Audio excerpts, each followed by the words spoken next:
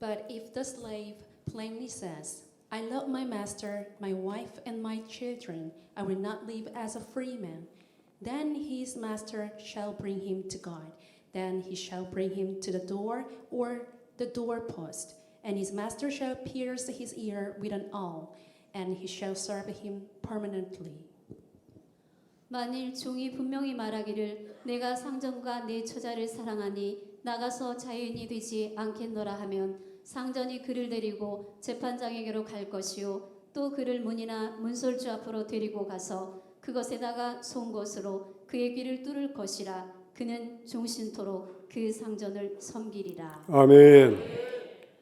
하나님께서는 지금부터 구체적인 율례와 법도와 법규를 가르쳐 주십니다. 1절 말씀에 보면 내가 백성 앞에 세울 법규는 이러하니라 이렇게 하면서 율례와 법도를 말씀을 해주시는 거예요. 삶에 적용해야 되는 아주 구체적인 사회도덕법, 시민법에 대해 말씀을 해주시는 겁니다. 여러분, 하나님의 모든 율례, 하나님이 제정하신 모든 법의 근본 정신이 뭘까요? 공의와 사랑입니다. 하나님의 율례와 법도를 대할 때 당시의 사회적인 정황을 염두에 두면서 우리 하나님의 따뜻한 마음을 깊이 깨닫는 여러분 되기를 축복합니다. 하나님의 율례와 법도들 속에 충만한 완전하신 공의와 사랑을 많이 느끼게 되기 바라요. 거기에 비해서 우리 인간들이 얼마나 패역한지도 깨닫고 느끼는 성도가 되시기를 축복합니다. 다시 말하지만 당시의 정황을 염두에 두고 하나님의 말씀을 배워야 됩니다. 당시는요, 종이며 노예며 하는 것이 일반화되어 있던 시대였어요. 한 남자가 여러 아내와 함께 가정을 이루고 뭐 그런 것이 일반화되어 있던 시대였습니다. 그런 걸 여러분 염두에 두고 하나님의 말씀을 봐야 되겠습니다. 당시의 생활 양식을 오늘날의 생활 양식, 이 시대의 정황에 억지로 꿰어 맞추려고 하면 하나님 말씀을 제대로 섭취할 수가 없는 거예요. 성경은 그런 식으로 보는 게 아닙니다. 성경은 시대와 동떨어진 하늘 위의 기록이 아니고 역사 속에서 생생히 살아 숨쉬는 사실을 기초로 해서 이루어진 살아있는 하나님의 말씀이기 때문입니다. 히브리 사람이 히브리 종을, 다시 말해 이스라엘 사람들이 이스라엘 종을 부리는 경우에 대해서 말씀을 하십니다. 이방인이 아니고 히브리 동족이, 이스라엘 동족이 노예가 되는 경우도 종종 있었습니다. 돈을 빌렸는데 빚을 갚지 못했을 때나 아니면 도둑질을 했는데 그것을 배상할 능력이 없을 때 종살이를 했던 거예요. 그럴 때는 히브리 사람이라도 남의 종이 될 수 있었습니다. 그렇지만 이런 경우에도 이 사람은 어디까지나 이스라엘 형제잖아요. 그래서 종이 아닌 고용된 근로자로서의 대우를 받을 수 있었습니다. 6년 동안 종살이를 하고 7년째 되는 해에는 완전한 자유를 얻을 수 있었습니다. 출애굽기 21장 2절 말씀, 내가 히브리 종을 사면 그는 6해 동안 섬길 것이요 7째 해는 몸값을 물지 않고 나가 자유인이 될 것이다 말씀하셨습니다. 이방인의 경우와는 완전히 다른 거예요. 이방인 종은 주인의 영구한 소유가 돼가지고 후손에까지 상속될 수 있었습니다. 레위기 25장 39절 이하에 보면 이스라엘 형제에 대해서 이렇게 말씀하셨어요. 너와 함께 있는 너의 이스라엘 형제가 히브리 사람 형제가 가난하게 되어 네게 몸이 팔리거든 너는 그를 종으로 부리지 말고 품꾼이나 동거인과 같이 함께 있게 하여 희년까지 너를 섬기게 하라. 그때는 그와 그의 자녀가 함께 네게서 떠나 자유를 얻어 그의 가족과 그의 조상의 기업으로 돌아가게 하라. 그들은 내가 애굽 땅에서 인도하여낸 내 종들이니 종으로 파지 말 것이라. 너는 그를 엄하게 부리지 말고 너희 하나님을 경외하라 말씀하셨어요. 하나님의 백성인 이스라엘 백성들을 향한 우리 하나님의 특별한 은총이 느껴지지요? 노예나 종이 전혀 없는 지금 이 시대에도 하나님의 율례와 법을 적용하며 살아야 됩니다. 우리는 모든 이웃에게 잘해야 되는데 그 중에서도 특별히 형제 자매들에게 잘해야 되는 거예요. 믿는다는 사람들끼리 신자들끼리 사기치고 고소하고 가슴에 대못을 받고 하는 경우는 도대체 웬 경우입니까?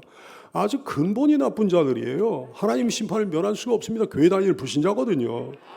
갈라디아 6장 10절 말씀에 그러셨어요. 그러므로 우리는 기회 있는 대로 모든 이에게 착한 일을 하되 더욱 믿음의 가정들에게 착한 일을 하라 말씀하셨습니다. 보세요 여러분, 2절 말씀에 보니까 히브리 사람 종은 7째 되는 해에는 몸값을 물지 않고 나가 자유인이 될 거다 말씀하셨습니다. 고대 어떤 법전에서도 찾아볼 수 없는 파격적인 규정이에요. 얼마나 따뜻한 우리 하나님과 하나님의 사랑과 자비의 법입니까?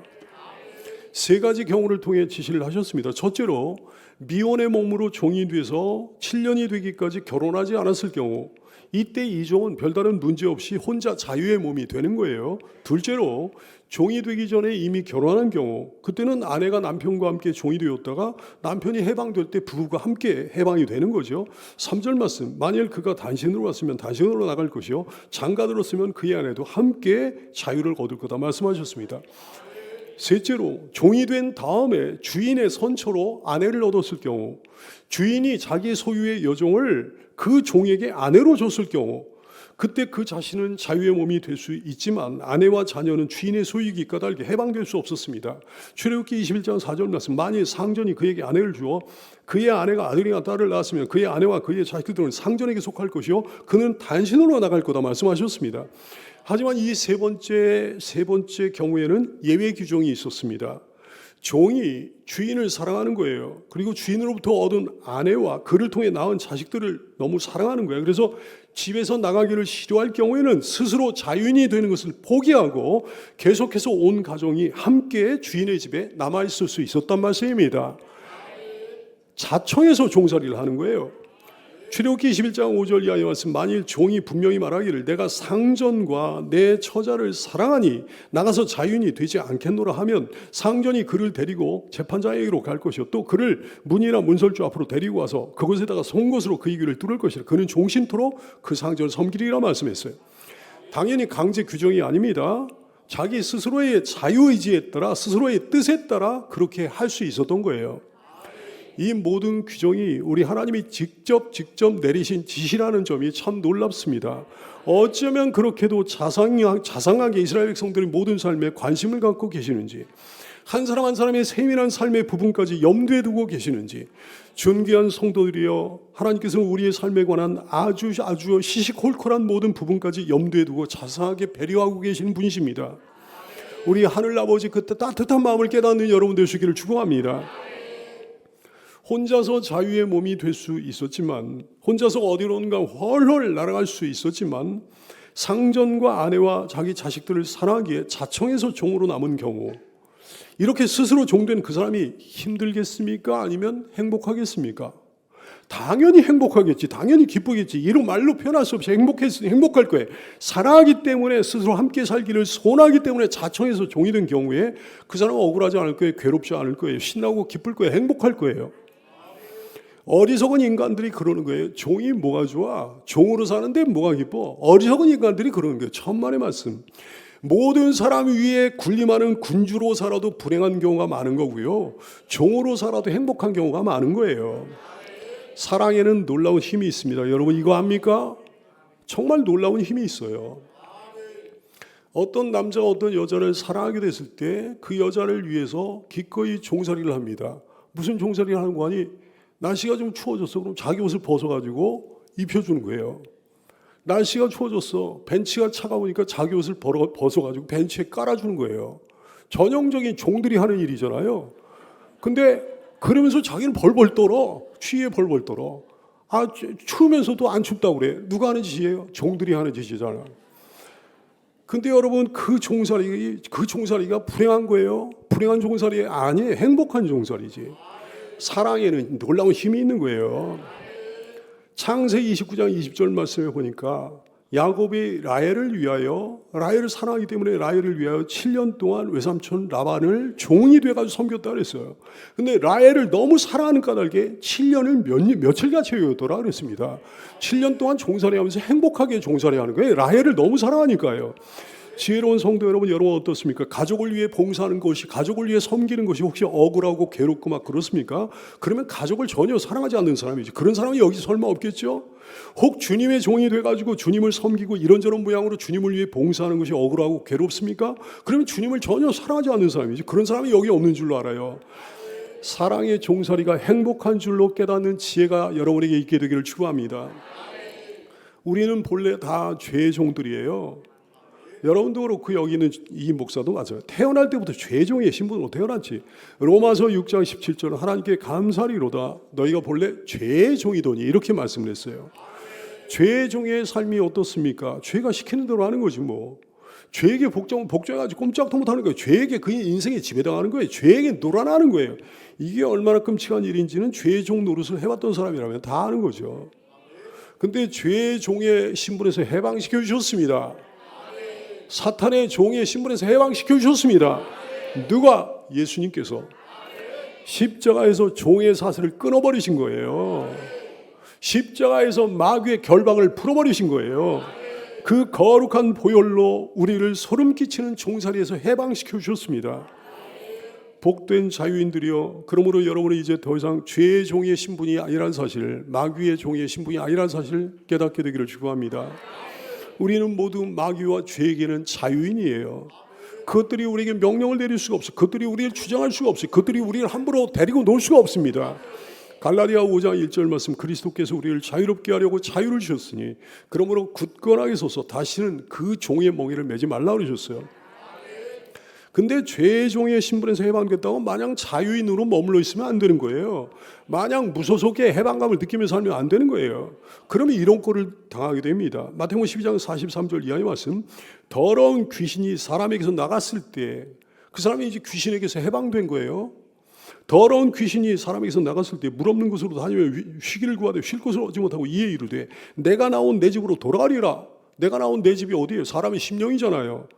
그 사람 속으로 와보니까 그 집이 텅텅 비어 있는 거야. 새로운 주인이 와 있으면 그 집에 다시 들어가지는 못할 건데 와보니까 자기는 쫓겨났는데 그 집이 텅텅 비어 있는 거예요.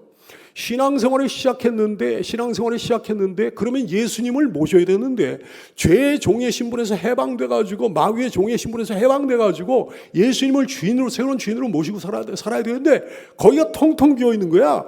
신앙생활이 아닌 거야. 신앙에서 벗어난 거야. 주님의 은혜를 입었는데도 신앙생활을 안 하고 있는 거예요. 주님이 그 속에 없는 거예요. 그랬더니 7 귀신을 더 데리고 들어왔다 그랬어요. 이에 이르되 내가 나온 내 집으로 돌아가리라 하고 와보니 그 집이 비고 청소되고 수리되었거늘 이에 가서 저보다 더 악한 귀신 7을 데리고 들어가서 하니 그 사람의 나중 형편이 전보다 더 심하게 됐다. 주님 말씀하신 거예요. 죄의 종의 신분에서 해방된 게 다가 아니에요. 마귀로부터, 죄로부터 자유를 얻었으면 곧바로 다른 데 소속돼야 되는 거죠. 다른 어딘가에 몸을 의탁할 때를 찾아야 되는 거죠. 다른 어딘가에 소속돼서 보호를 받아야 되는 거죠. 그게 누굽니까? 그게 어디입니까?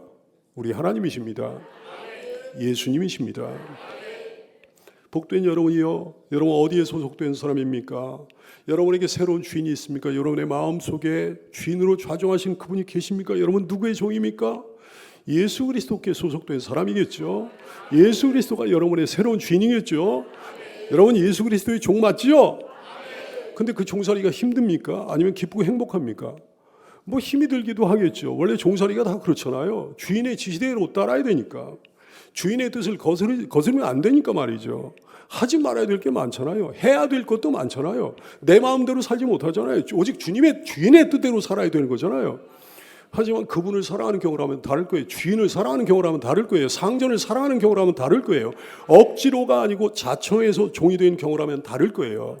힘들기는커녕 재미있고 신나고 기쁠 겁니다. 마치 상전과 처자식을 사랑하기에 자청해서 종이 된 사람처럼 말이죠. 마치 라헬에 대한 사랑 때문에 종살이가 힘들지 않았던 야곱처럼 말이죠. 창세기 29장 20절 말씀 다시 한번 볼까요? 야곱이 라헬을 위하여 7년 동안 라반을 종이 되어 섬겼으니 그를 사랑하는 까닭에, 라헬을 사랑하는 까닭에 7년을 며칠같이 여겼더라. 주님의 사람의, 주님의 일꾼의 최고의 자랑거리가 뭔지 압니까?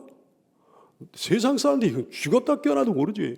최고의 자랑거리가 그거예요. 자기가 뭐 지위가 높다, 돈이 많다, 권세가 있다, 뭐 그런 게 아니에요. 인기가 많다, 명예가 있다, 그게 아니에요. 주님의 사람, 주님의 일꾼의 최고의 자랑거리는 자기가 주님의 종이라는 거예요. 서신서의 저자들은 편지를 쓸 때마다 맨 앞에 자기 스스로를 자랑스럽게 소개합니다. 뭐라고 자랑합니까? 뭐라고 자랑스럽게 소개합니까? 자기를 그리스도의 종이라고 자랑하고 있는 거예요. 로마서 1장 1절 말씀, 예수 그리스도의 종 바울은 그랬어요. 로마서를 시작하면서 이렇게 시작하는 거야. 야고보서를 시작하면서 야고보가 이렇게 얘기하면 하나님과 주 예수 그리스도의 종 야고보는 이렇게 얘기해요. 베드로서 1장 1절 말씀, 베드로서를 쓰면서 베드로가 이러는 거예요. 예수 그리스도의 종이며 사도인 시몬 베드로는 이렇게 자기를 자랑하고 있는 거예요. 이 종의 유일한 자랑거리도 그겁니다. 하나님의 종이라는 거예요. 종 그러면 얼마나 비천한 것 같습니까? 종 그러면 얼마나 불쌍해 보입니까? 근데 비천하지 않은 종도 있는 거예요. 고귀한 종도 있는 거예요. 전혀 불쌍하지 않은 종도 있는 거예요. 행복한 종도 있단 말씀입니다. 스스로 종된 사람이요. 어디 주님을 향해서만 스스로 종됐습니까? 주님의 종이 된 사람들은요, 서로에 대해서도 스스로 종이 되는 거예요.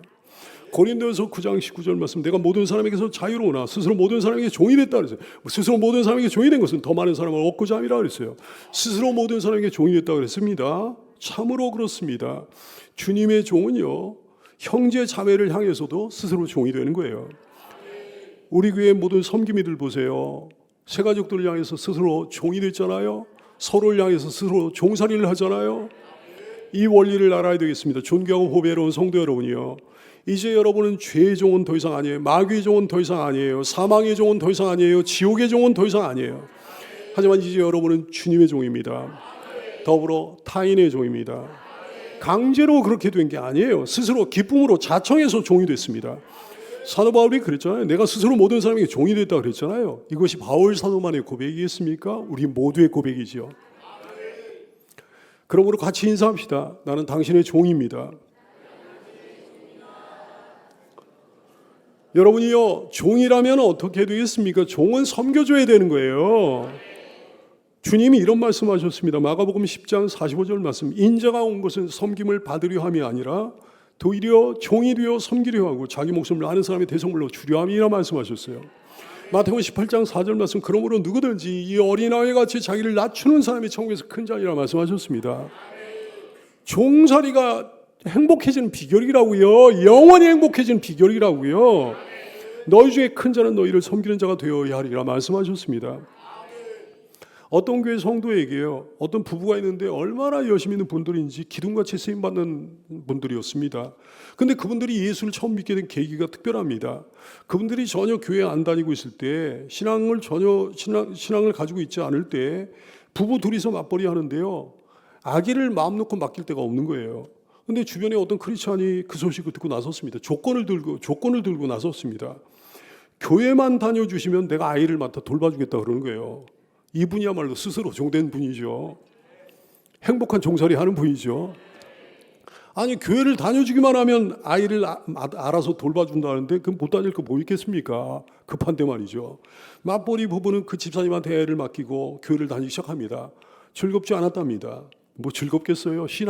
신앙이 있어서 다닌 것이 아니기 때문에 어떨 땐 막 지겹고 그러더라는 거야. 근데 그만 다녔다가는 아이를 더 이상 안 봐준다고 할 것 같아가지고 할 수 없이 그냥 다녔다는 거예요. 한편 아이를 맡아 돌봐준 이 집사님은요, 아이를 돌보면서 하나도 힘들지 않더랍니다. 자기가 이 애를 봐줘가지고 그 부모들이 교회 다닌다고 생각하니까 막 신바람이 나더라는 거예요. 참으로 스스로 종된 분이죠. 행복한 종살이죠. 결국 어떤 일이 벌어졌을까요? 하나님이 그 아름다운 섬김을 받으셨습니다. 억지로 교회 다니기 시작했던 그 맞벌이 부부가 지금은 브리스길라와 아굴라와 같은 정말 신실한 부부가 된 거예요. 합력해서 선을 이루시는 주님을 찬양합니다. 우리 교회 그런 분들 많아요. 스스로 자처해서 종교에 섬겨주는 분들 얼마나 많은지 참 눈물겹게 감사합니다. 정말 귀합니다. 그렇습니다. 스스로 종되는 건요, 가장 행복하고 기쁘고 보람 있는 일이에요. 게다가 하나님이 특별히 기억해 주시기까지 하니 천국에서 큰 자리, 영원히 큰 자리에 앉게 해주시겠다고 약속까지 하셨으니 이런 수지 맞는 일이 어디 있단 말입니까? 그리스도께 스스로 종되고 형제 자매들에게도 스스로 종되는 복을 누리는 여러분 되기를 축원합니다. 행복한 종살이 할 수 있기를 예수님의 이름으로 축원합니다. 그 다음 구절들은 여종에 대한 규례의 말씀이에요. 우선 상전이 어떤 여종을 제2의 혹은 제3의 자기 아내로 취했으면 7년째 되는 해라고 해서 내보내서는 안 된다고 하셨습니다. 이런 경우라면 당신은 여자가 남자한테 버림을 받잖아요. 그럼 혼자 살 수가 없어요. 뭐 재혼을 하거나 결혼 안 한 여자 같으면 뭐 결혼을 해야 살 수가 있는 거지 버림을 받았다 그러면 살 방도가 없었어요. 그러니까 이런 경우라면 자유를 주는 것이 도리어 인권 유린이 되는 거거든. 하지만 특별한 남녀 관계가 없었던 경우에는 괜찮아. 결혼할 수 있으니까.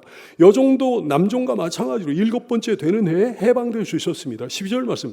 내 동족 히브리 남자나 히브리 여자가 내게 팔렸다 하자 만일 여섯 해 동안 너를 섬겼거든 7째 해에 너는 그를 놓아 자유롭게 하라 말씀하셨어요. 7년이 되기 전에도 여종은 자유의 몸이 될 수 있는 길이 있었습니다. 만일 상전이 여종을 아내로 삼을 마음이 없으면 여종은 속전을 지불하고 자유의 몸이 될 수 있었던 거예요. 이 경우에는 주인이 여종을 정당하게 대하지 않는 경우였습니다. 그러므로 여종에게 잘못이 전혀 없었습니다. 그러기에 주인은 이 여종을 외국인에게 팔아 넘긴다든지 할 수가 없었습니다. 출애굽기 21장 8절 말씀 만일 상전이 그를 기뻐하지 아니하여 상관하지 아니하면 그를 속량하게 할 것이나 상전이 그 여자를 속인 것이 되었으니 외국인에게 팔지 못할 거다 말씀하셨어요. 이스라엘 백성들을 향하는 우리 하나님의 세심한 배려입니다. 이스라엘 노예는요, 이스라엘 내에서만 거래가 가능했어요. 외국인에게 넘기지 못하도록 규정을 하셨습니다. 동족 간에는 비록 노예라고 할지라도 형제처럼 대우를 받을 수가 있고 7년이 지나면 해방될 수 있는 기회가 있었지만 외국으로 팔려가면 그 모든 것이 불가능하기 때문입니다. 그렇습니다. 우리 하나님 얼마나 당신의 백성들을 배려해 주시는지 레위기 25장 말씀에 보면 이런 말씀까지 하셨습니다. 히브리 사람이 가난 때문에 부득이하게 이방 사람의 종이 됐을 경우에 친척 누군가 그 사람은 알지도 못하는 친척이라고 할지라도 친척이라고 한다면 그 종을 위해 속전을 지불하고 자유의 몸이 되도록 도와주라 말씀하셨어. 하나님 당신의 백성을 향한 하나님의 마음이 따뜻한 마음이 깨달아집니까? 상전이 자기의 여종 중에 한 사람을 자기 아들의 아내로 주기로 한 경우, 며느리로 삼기로 한 경우에도 말씀하셨습니다. 그런 경우라면 딸같이 대우하라 말씀하셨어. 9절 말씀, 만일 그를 자기 아들에게 주기로 하였으면 그를 딸같이 대우하라 말씀하셨습니다. 이 점에 대해 기독교인들 시부모들은 각성해야 되는 줄로 압니다. 하나님 마음을 알아야 되는 줄로 알아요. 여종을 당시에 여자 노예를 며느리로 맞이하는 경우에도 딸같이 생각하고 딸같이 대우하라 하셨습니다. 이게 하나님 마음이에요. 더욱이 남의 집 귀한 딸을 며느리로 데려와가지고 딸같이 생각하지 않으면 되겠습니까? 그래서 우리 집은 언제나 사남매라고 하는 거예요. 이남이 이녀예요. 그냥 딸같이 생각해요. 큰딸같이 생각해요.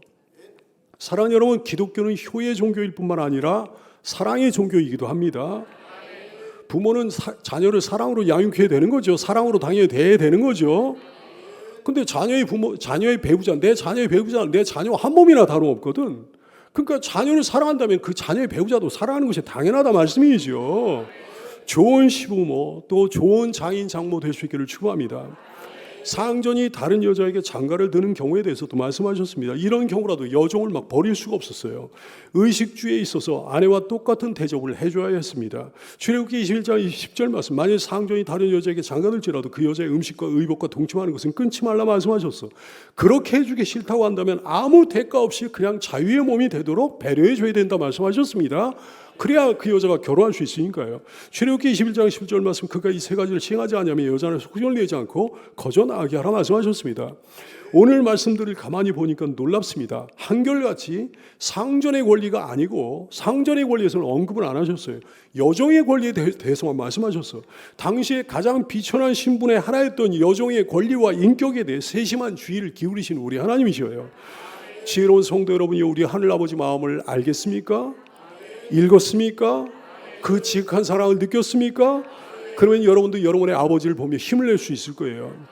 여러분을 향한 하나님 아버지의 지극한 사랑을 기억하고 감사하며 든든한 삶이 될 수 있기를 축원합니다. 그 다음은 살인에 대한 규례의 말씀하셨습니다. 하나님의 법칙을 잘 알아야 돼요. 그래서 나중에 어떤 사람이 하나님께 심판을 받아 지옥에 가게 되는지 잘 알아야 된다 말씀입니다. 하나님은 살인을 두 가지로 구분하셨어요. 첫 번째는 계획적인 살인이에요, 고의적인 살인이에요. 계획적인 살인, 고의적인 살인을 범한 사람은 반드시 죽이라 하셨습니다. 타인의 생명이 자신의 생명만큼 존귀하다는 것을 주지시키기 위한 예방적 차원의 계명이에요. 출애굽기 21장 12절 말씀, 사람을 쳐 죽인 자는 반드시 죽이라 하셨습니다. 근데 두 번째 살인이 있는데 과실치사나 정당방위에 의한 살인이요. 전혀 그럴 의도가 아니었는데 하나님이 그 사람 데려가신 경우야. 그 경우에는 도리어 살인자를 보호하는 규례를 주셨습니다. 보복을 면하도록 피할 길을 마련해 주신 거예요. 과실치사나 정당방위의 경우 하나님이 정해두신 도피처로 도마라고 하셨습니다. 그러면 그 사람이 살 길이 있다 하셨습니다. 13절 말씀, 만일 사람이 고의적으로 한 것이 아니라 나 하나님이 사람을 그의 손에 넘겨서 죽은 거라면 내가 그를 위하여 한 곳을 정하리니 그 사람이 그리로 도마할 거다 말씀하셨어요. 살인자의 도피처를 주신 거예요. 처음에는 하나님의 성소가 유일한 도피처였습니다. 훗날에는 각처에 이스라엘 각처에 가나안 땅 각처에 공식적인 도피성을 마련해 놓으셨습니다. 사상하신 하나님이십니다. 세밀하신 우리 주님이십니다. 살인의 두 가지 경우마다 인간 생명을 존귀하게 여기시는 하나님, 우리 하나님 마음이 실려 있는 거죠. 남의 목숨 함부로 빼앗는 거 절대로 안 된다는 거예요. 더불어서 그렇다고 해서 과실치사나 정당방위에 의한 살인을 범한 사람이 억울하게 목숨을 빼앗기는 것도 안 된다는 거지. 하지만 하나님이 정해두신 거룩한 어떤 도피처로 도망했다고 해서 그 도피처가 하나님의 제단이야. 너무너무 거룩한 곳이잖아요. 거기로 도망했다고 해서 무조건 사면받을 수 있는 게 아니었습니다. 사람들 가운데는 항시 사악하고 비열한 인간이 있게 마련이잖아요. 제도적인 어떤 허점을 악용하는 사람들이 있게 마련이잖아요. 계획적으로 고의적으로 살인을 저지르고는 자기가 무슨 과실치사한 것처럼 정당방위인 것처럼 하나님이 정해두신 곳으로 도망하는 사람들이 있게 마련이지요. 그들에 대해서는 용서가 있을 수 없다 하셨습니다.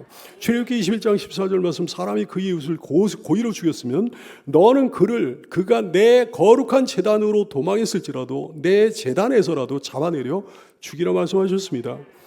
그 사람은 단순한 살인죄보다 더 악한 죄를 저지른 사람이거든요. 살인죄에 더하여 하나님의 성품을 악용한 죄까지 지었기 때문입니다. 그러므로 그런 악인에 대해서는 그 어떤 장소나 상황에서도 사면이 있을 수 없다 하셨습니다. 그 외에도 하나님이 절대 용서 안 하시는 죄악들이 있었습니다. 그 첫째는 부모를 치거나 저주하는 자예요. 출애굽기 21장 15절로 자기 아버지나 어머니를 치는 자는 반드시 죽일지니라 그랬어요. 출애굽기 21장 17절 말씀, 자기 아버지나 어머니를 저주하는 자는 반드시 죽여라 그랬어요. 여기에 관해서는 다른 말이 필요 없습니다. 무조건 죽이라 그랬어요. 사형에 해당된다 그랬어요. 자식이 부모를 치거나 저주하는 건 하나님을 치거나 저주하는 것과 다름이 없기 때문이었습니다. 왜? 첫째로 부모는 자식들에게 생명을 나눠주는 존재니까요. 생명을 나눠준 거. 둘째, 가진 고생을 감내해가며 자신을 희생해서 키워준 존재이기 때문입니다. 셋째, 하나님께로부터 부여받은 권위가 있는 존재이기 때문입니다. 그러므로 그 부모를 치거나 저주하거나 하는 것은 하나님의 권위에 대한 정면 도전이에요. 인륜을 저버린 배은망덕한 행위가 되는 거지. 그래, 하나님이 너무 싫어하신 거예요. 여러분의 가정, 하나님이 기뻐 받으시는 가정이 되기를 축복하며 소원합니다. 사람을 납치한 죄도 엄청난 죄예요. 이거 살인죄 못지않은 극형에 해당되는 죄야. 출애굽기 21장 16절 말씀, 사람을 납치한 자가 그 사람을 팔았든지 자기 수하에 두었든지 그를 반드시 죽여라 그랬어요. 인권유린 가운데 가장 죄질이 나쁜 인권유린이 납치행위입니다. 캄보디아에서 벌어졌던 그런 사건 말이죠. 그런 사건 같은 납치행위. 걔는 더욱이 어린이를 주게를 해, 부녀자를 납치를 해. 납치의 죄를 저지른 인간들은 극형에 처해야 마땅하다는 것이 하나님의 뜻이라는 사실을 깨달아 여러분 되기를 축복합니다. 존귀한 말씀의 성도들이여, 여러분의 하나님에 대해 더 많이 알게 되기 바라요. 하나님에 대해 오해하지 마십시오. 하나님 무조건 용서하시는 하나님이 아니십니다. 하나님은 죄의 대가를 엄격히 요구하시는 분이십니다. 죄를 지었으면 마땅히 형벌이 따라야 되는 거예요. 반드시 따라야 되는 거예요. 그래서 하나님의 심판이 있는 거예요. 그래서 영원한 지옥을 하나님이 두신 거예요.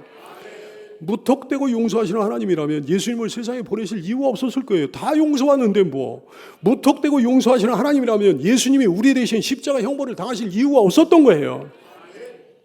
우리의 사면은 대가 없는 사면이 아닙니다. 값 없는 사면이 아닙니다. 싸구려 사면이 절대 아닙니다. 우리의 사면을 위해 예수님이 세상에 오셨습니다. 나의 사면을 위해 예수님이 십자가에서 형벌을 당하셨습니다. 우리가 어찌 싸구려 신앙생활을 할 수 있겠습니까?